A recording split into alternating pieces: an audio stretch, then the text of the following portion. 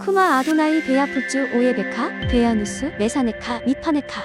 여호와여 일어나사 주의 대적들을 흩으시고 주를 미워하는 자가 주 앞에서 도망하게 하소서. 샬롬 생각하는 성경 홀리아미입니다. 오늘의 말씀은 속죄제에 대한 내용입니다. 여러분들은 속죄제를 어떤 제사라고 생각하시나요? 많은 신앙인들이 여호와께서 속죄제를 주셔서 율법을 어길 때마다 제사를 드려야 한다고 생각합니다. 그래서 연약한 인간이 어떻게 죄를 안 지을 수가 있겠어? 속죄제는 죄를 지을 수밖에 없는 인간을 정죄하기 위한 용도이며 죄를 지을 때마다 제사를 드려야 하는 것은 도무지 지킬 수 없는 명령이라고 생각합니다. 과연 속죄제가 그러할까요?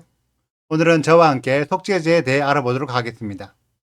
레위기 4장에는 속죄제를 드리는 사람에 따라 예물이 달라지는 것을 설명하고 있습니다.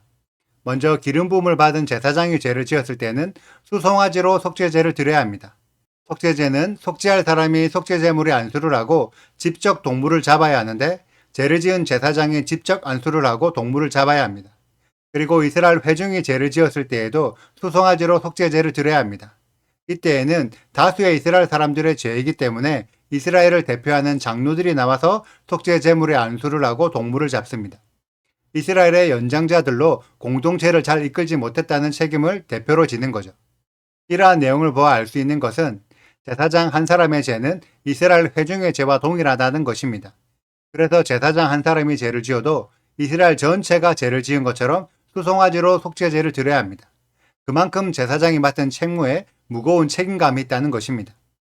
그리고 족장이 죄를 지었을 때는 순념소로 속죄제를 드리는데 여기서의 족장은 히브리어로 나시, 지도자를 말하는 것입니다. 이스라엘의 지도자가 죄를 지었을 때는 순념소인데 제사장이 죄를 지었을 때는 수송아지로 제사장의 속죄제물이 더 크고 더 비쌉니다. 이것은 하나님의 관점에서는 이스라엘의 지도자보다 제사장이 더 중요한 임무를 맡고 있다는 것입니다. 그리고 이스라엘의 일반 평민들이 죄를 지었을 때는 비교적 저렴한 암염소로 속죄제물을 드리게 됩니다. 이러한 내용만 본다면 이스라엘 사람이 하루에 몇 번의 죄를 지을까요? 모든 경우마다 속죄 제사를 드려야 한다면 모세의 성막은 지금보다 몇십 배, 몇백 배는 더 컸어야 할 것입니다. 우리들은 오늘의 내용 중에서 13, 14절, 23절의 내용을 적용하지 않고 있습니다. 먼저 3절을 보면 제사장의 경우에는 이스라엘 백성들의 본이 되어야 하기 때문에 죄를 범하면 무조건 속죄제를 드려야 합니다. 그런데 이스라엘 온 회중이나 지도자들이나 개인의 경우에는 범죄할 때마다 제사를 드리는 것이 아니라 자신이 범죄했다는 것을 깨닫게 되면 그때 속죄를 하기 위한 제사를 드리게 됩니다. 예를 들자면 길거리에 쓰레기를 버리면 경범죄로 벌금을 내야 합니다. 그러면 여러분들은 쓰레기를 버릴 때마다 벌금을 내십니까? 아니면 경찰에 걸려서 범칙금 고지서를 받았을 때 벌금을 내십니까? 고지서를 받아야 벌금을 내시죠? 그래서 우리들은 여전히 경찰 몰래 쓰레기를 버리고 있습니다. 사람은 수없이 죄를 짓습니다. 그런데 죄를 지을 때마다 내가 죄를 짓고 있다는 것을 인지하고 계신가요? 지금 교회를 다니시는 분들은 하나님을 믿기 때문에 더 이상 죄를 짓지 않고 계신가요? 아마도 지금도 여전히 죄를 짓고 그 죄에 대해 회개하고 계실 것입니다. 문제는 회개를 한다고 해서 그 죄를 더 이상 안 짓습니까? 우리는 수없이 회개하지만 여전히 같은 죄를 반복해서 짓고 있습니다. 성경은 이런 경우를 아직 죄를 깨닫지 못했다고 이야기합니다. 여러분들이 진짜 죄라는 것을 깨달았다면 그 죄 때문에 하나님과의 관계가 끊어졌다는 것을 생각하셔야 합니다. 그런데 우리들은 계속해서 죄를 짓지만 하나님은 우리를 버리지 않는다고 생각합니다. 너무나 죄송한 말이지만 죄에 대해서 너무나 몰라서 그런 이야기를 하는 것입니다. 우리가 지금 하고 있는 죄의 회개는 회개가 아니라 반성입니다. 회개는 히브리어로 슈브, 헬라어로 메타노에오입니다. 이 두 단어 모두 잘못했습니다라는 단어가 아닙니다. 내가 길을 걸어가다가 틀린 길로 빠지면 다시 되돌아와서 맞는 길을 찾아가야 합니다. 이처럼 회개는 내가 잘못한 것을 인정하기 때문에 잘못하지 않은 상태로 되돌아가는 것을 의미합니다. 우리가 잘못했다고 회개하면서 여전히 같은 죄를 짓고 있는 것은 잘못했다는 말은 하지만 잘못하지 않은 상태로 되돌아가지 않아서 그렇습니다.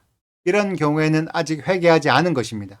진짜로 회개했다면 제대로 된 길을 찾아가서 다시 잘못된 길로 반복해서 가지 않아야 합니다.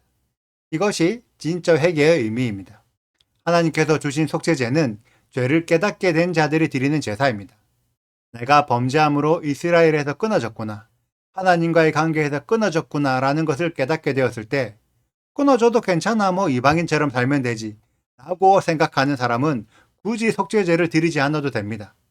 속죄제는 하나님과의 관계가 끊어졌다는 것을 깨닫고 울고불며 어떻게든 다시 하나님과 연결되게 해달라고 철저하게 죄를 뉘우칠 때 드리는 제사입니다.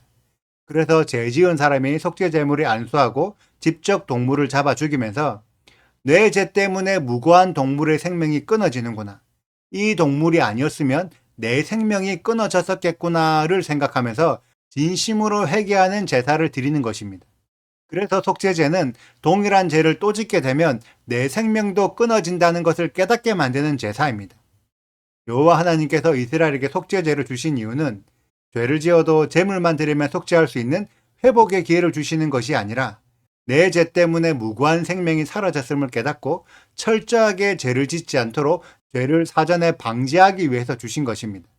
그렇기 때문에 속죄제는 하나님과의 관계를 회복시킬 수 있는 중요한 통로로 사용되는 것입니다. 많은 신앙인들이 예수야를 믿음으로 나의 모든 죄가 사함을 받았다고 생각합니다.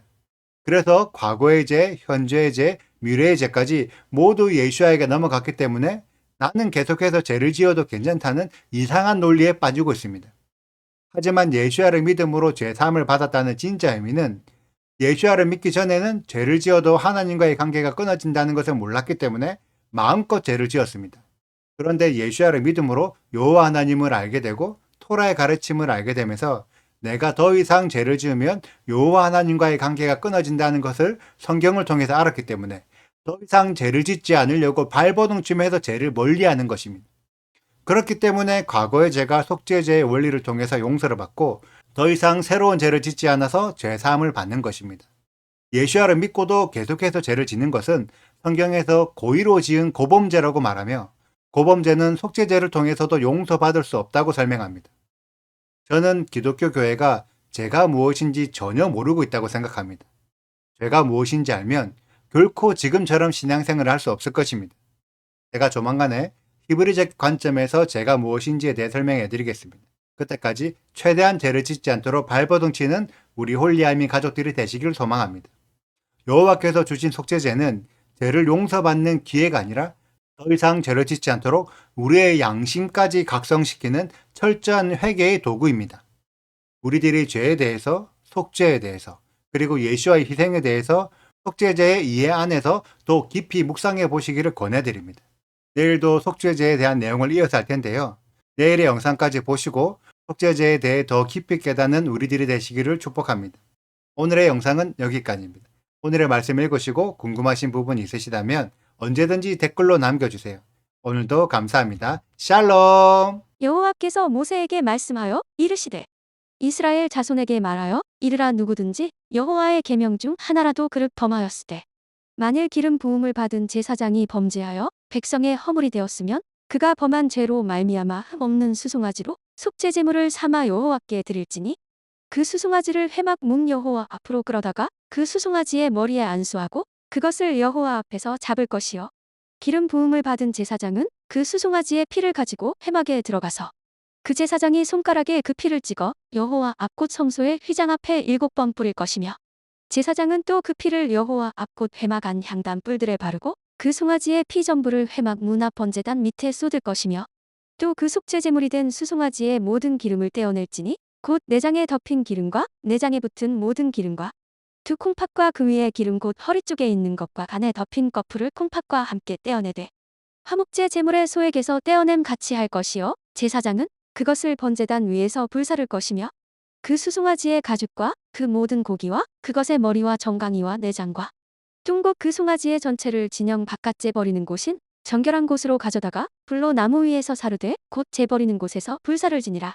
만일 이스라엘 온 회중이 여호와의 계명 중 하나라도 부지 중에 범하여 허물이 있으나 스스로 깨닫지 못하다가 그 범한 죄를 깨달으면 회중은 수송아지를 속죄제로 드릴지니 그것을 회막 앞으로 끌어다가 회중의 장로들이 여호와 앞에서 그 수송아지 머리에 안수하고 그것을 여호와 앞에서 잡을 것이요 기름 부음을 받은 제사장은 그 수송아지의 피를 가지고 회막에 들어가서 그 제사장이 손가락으로 그 피를 찍어 여호와 앞 휘장 앞에 7번 뿌릴 것이며 또 그 피로 회막안 여호와 앞에 있는 제단 뿔들에 바르고 그 피 전부는 회막 문 앞 번제단 밑에 쏟을 것이며 그것의 기름은 다 떼어 제단 위에서 불사르되 그 송아지를 속죄제의 수송아지에게 한 것 같이 할지며 제사장이 그것으로 회중을 위하여 속죄한즉 그들이 사함을 받으리라.